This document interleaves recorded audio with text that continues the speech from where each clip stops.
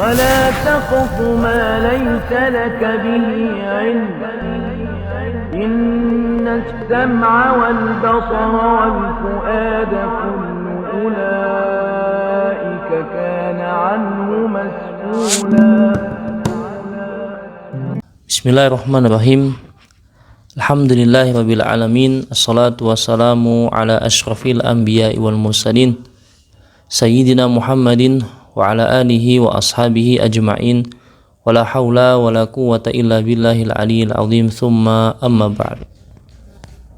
Ikhwani fiddin, arsyadakumullahu ta'ala jami'an. Saudaraku semuanya yang insyaallah dirahmati oleh Allah Subhanahu wa ta'ala. Ahlan wa sahlan, selamat datang di channel kita Tahfi Media. Semoga channel ini bisa terus memberi manfaat kepada kita semua. Kita akan melanjutkan kajian kita, yaitu membahas tentang akidah. Yang kita jadi patokan adalah pada kesempatan kali ini itu kitab Fusulun fil Aqidah. Sebelumnya kemarin kita sudah membahas tentang muqaddimah. Dan sekarang insyaallah kita masuk pada amma ba'd, yaitu masih pembukaan tapi sudah beda pembahasan. Qala al-muallif rahimahullah, berkata penulis, semoga Allah Subhanahu wa taala merahmatinya, fahadihi aqidatun mukhtasaratun qayyatuha li ahli Syam. Penulis berkata, maka ini adalah buku akidah yang ringkas. Jadi penulis di situ mengatakan bahwa akidah yang dia tulis ini sebenarnya adalah ringkas.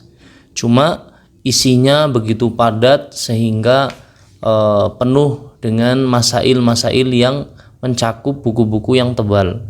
Begitu. Qayyatuha li ahli Syam berarti maknanya aku menulisnya untuk penduduk Syam. Jadi buku ini diniatkan untuk Ahlus Syam, dan ini nanti beliau jelaskan di paragraf setelahnya tentang sebab penulisan kitab ini.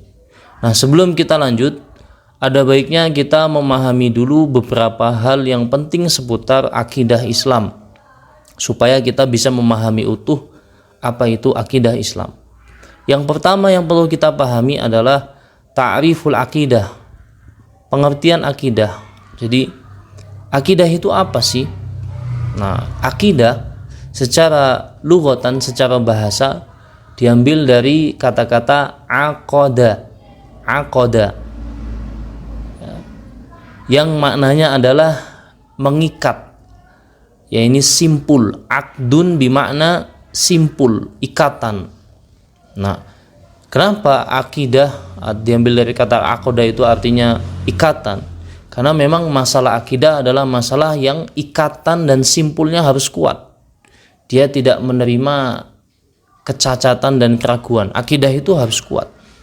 Begitu. Kemudian secara istilah, akidah secara istilah berarti maknanya adalah hukmu al-dhihni al-jazim. Hukmu al-dhihni al-jazim ala majmu'atil umurid diniyah. Hukmu al-dhihni al-jazimi ala majmu'atil umurid diniyati.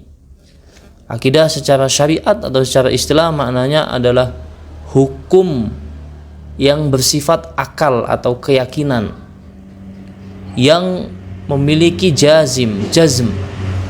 Jazm itu maknanya hukumnya itu betul-betul yakin. Jadi akidah itu ikatannya berkaitan dengan keyakinan kita, akal dan hati kita, bagaimana kita menilai dan bagaimana kita mengimani sebuah hukum, sehingga disebut akidah hukmu dzihni al-jazim, hukum akal atau batin yang bersifat kokoh, jazim, yakin, tidak menerima keraguan, ala majmu'ati al-umurid diniyah, atas kumpulan perkara-perkara din, perkara-perkara agama. Itu disebut sebagai akidah dalam makna syar'inya, dalam istilahan. Seperti kita misalkan mengimani bahwasanya Allah Subhanahu wa taala ada Rabb yang mulia, Rob zat yang dan seterusnya, zat yang aziz, yang ghafur dan seterusnya. Itu kan keyakinan dan penilaian kita di hati dan di akal kita. Dan keyakinan itu harus jazim, tidak boleh ragu sedikit pun. Kemudian kita meyakini bahwa penduduk neraka itu semuanya kekal, bahwa orang kafir itu semuanya kekal di neraka. Kemudian kita meyakini orang beriman kalau imannya bagus, insya Allah pasti masuk surga, dan tidak melakukan perbuatan dosa dan kesyirikan, insya Allah. Kemudian dan seterusnya. Jadi akidah hal-hal yang berkaitan tentang hukum akal dan hukum hati yang bersifat yakin dan tidak menerima keraguan sedikit pun. Itu makna jazim. Hukmu dhihnil jazimi ala majmu'atil umurid diniyah, atas kumpulan perkara-perkara din. Seperti itu. Itu pengertian akidah yang penting sekali untuk kita pahami. Kemudian poin selanjutnya yang penting juga untuk kita pahami sebelum melanjutkan kitab adalah akidah itu punya beberapa istilah dalam penulisan kitab-kitab para ulama terdahulu. Jadi kalau kita membaca di buku-buku para ulama terdahulu atau di hadis-hadis, kumpulan buku-buku hadis, kita akan mendapati bahwa bab tentang akidah itu memiliki beberapa musammayat, beberapa isim, penamaan-penamaan. Akidah disebut juga sebagai kitabul iman, artinya tentang keimanan. Pembahasan seputar keimanan itu maknanya juga akidah. Akidah juga memiliki nama lain yaitu asy-syari'ah. Asy-syari'ah. Jadi ada buku judulnya asy-syari'ah. Itu juga maknanya adalah akidah. Kemudian ada juga usulul iman. Kemudian ada juga akidah tauhid.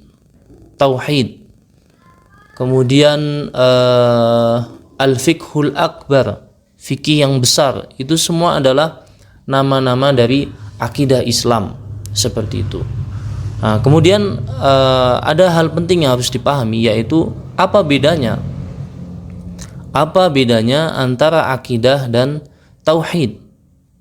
Nah, akidah itu bersifat am li jami al-mabahis. Jadi perbedaan kita kan sering dengar tuh, ada akidah, ada tauhid. Perbedaannya apa antara akidah dan tauhid? Jadi akidah itu bersifat am li jami'il mabahitsil aqdiyah. Akidah itu bersifat umum, membahas semua masalah keyakinan hati dan akal kita tentang perkara-perkara din, umum. Akidah kita terhadap Allah, akidah kita terhadap Nabi, akidah kita terhadap Islam, akidah kita terhadap surga, terhadap neraka, terhadap hari kebangkitan, terhadap firqah-firqah sesat. Jadi itu akidah, pembahasannya lebih luas.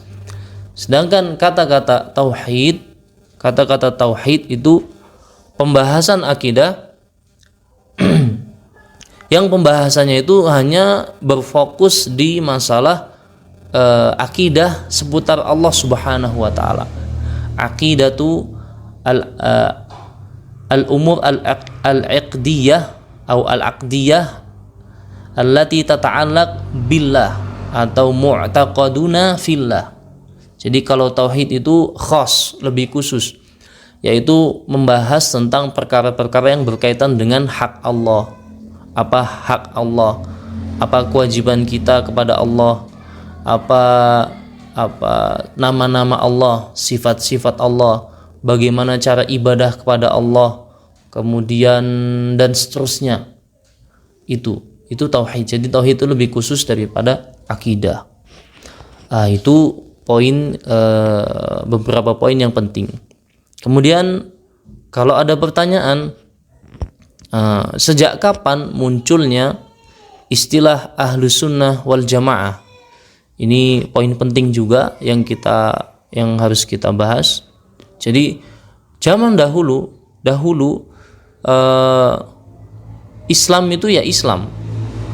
Jadi kalau di masa-masa awal sekali ketika wahyu baru turun, Untuk membedakan antara orang yang benar dan tidak benar itu gampang. Muslim atau kafir, gampang. Muslim atau orang kafir. Orang munafik masuk orang-orang kafir secara i'tiqad. Begitu, muslim atau kafir. Kalau orang muslim berarti ya akidahnya bagus, ya pemikirannya bagus, ya amal ibadahnya bagus. Dulu di masa-masa awal seperti itu. Tapi setelah kemunculan penyimpangan terhadap agama, baik dari segi pemikiran maupun dari segi perilaku, sehingga dimunculkan istilah akidah Ahlus Sunnah wal Jamaah, yaitu seorang muslim yang memiliki akidah, pemikiran dan pemahaman yang sesuai dengan sunnah Nabi Muhammad SAW dan pemahaman para sahabat, mengikuti Quran dan hadis sesuai dengan pemahaman para sahabat dan pemahaman Rasulullah SAW dan sahabat Nabi Muhammad SAW, yaitu Ahlus Sunnah wal Jamaah hum al-mutamassikuna bis sunnah wal jamaah, orang-orang yang berpegang teguh dengan sunnah Nabi, Quran, hadis dan pemahaman Rasul dan para sahabat dalam memahami agama Islam. Itu makna Ahlus Sunnah wal Jamaah. Pertanyaannya sekarang, sejak kapan istilah itu muncul? Disebutkan dalam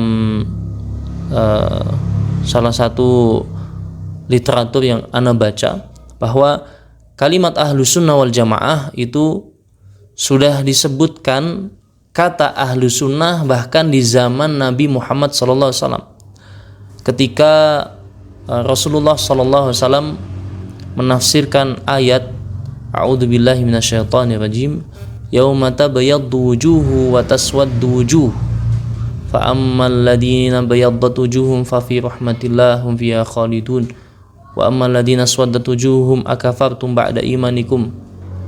Dalam ayat itu Rasulullah SAW itu menafsirkan kata-kata yauma tabayyaddu wujuhu wa taswaddu wujuh, ditafsirkan dengan kata-kata beliau yauma tabayyaddu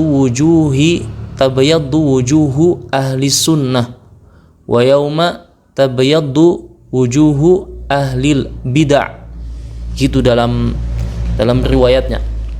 Jadi beliau menafsirkan, dan pada hari ketika wajah ahli sunnah itu ceria, putih, gembira, sedangkan wajah ahli bid'ah, orang-orang yang pemikiran dan pemahamannya sesat, itu hitam di akhirat kelak. Itu Rasulullah menafsirkan ayat itu, dan riwayat ini ada di dalam kitab Asma Man Rawa an Al-Imam Malik yang ditulis oleh Al-Imam Khatib Al-Baghdadi, atau singkatnya Ruwatu Malik. Jadi Imam Khatib Al-Baghdadi menukilkan riwayat ini dalam kitabnya tentang nama-nama orang yang meriwayatkan dari Imam Malik, begitu. Asma Man Rawa an Malik, itu nama kitabnya. Dinukilkan di situ. Tapi kata para ulama yang ana baca di kitab itu, di literaturnya, bahwa riwayat ini itu lemah, begitu. Yang lebih sahih atau yang lebih kuat adalah bahwa istilah Ahlus Sunnah wal Jamaah yang secara spesifik dan itu banyak dinukil, yang pertama kali mengistilahkannya adalah Abdullah bin Abbas ibnu Abbas radhiyallahu taala anhuma, di mana beliau ketika radhiyallahu taala anhuma ketika menafsirkan ayat yang tadi, yaitu yauma tabayyaddu wujuh, ketika menafsirkan ayat itu dinukilkan dalam banyak tafsir. Di Ibnu Katsir juga ada tafsir Ibnu Katsir bahwa Abdullah bin Abbas berkata, tabayyaddu wujuhu ahli sunnati wal jamaah wa taswaddu wujuhu ahlil ahwa wal bid'ah. Berseri-serinya wajah para ahli sunnah wal jamaah, dan hitamnya wajah para ahli bid'ah dan ahli hawa nafsu dan bid'ah. Begitu. Itu yang banyak dinukil, dan wallahu ta'ala alam mungkin ini yang lebih mendekati kebenaran, yaitu yang pertama kali mengistilahkan Islam yang benar dengan istilah Ahlus Sunnah wal Jamaah adalah Imam Ibnu Abbas radhiyallahu taala anhuma, sebagaimana yang dinukil dalam buku-buku tafsir dengan sanadnya. Wallahu taala wa alam. Itu beberapa muqaddimah, beberapa poin penting yang penting untuk kita bahas sebelum masuk ke pembahasan ini. Jazakallah khairan, mungkin itu saja dulu pada sesi kali ini. Semoga bermanfaat dan bisa terus memakmurkan media ini, channel ini, Tafhim Media, semoga bermanfaat. Jangan lupa di-share ke yang lainnya supaya jadi amal jariah untuk kita semua. Kita lanjutkan insyaallah di pertemuan selanjutnya, di video selanjutnya tentang kitab ini. Jazakallahu khairan.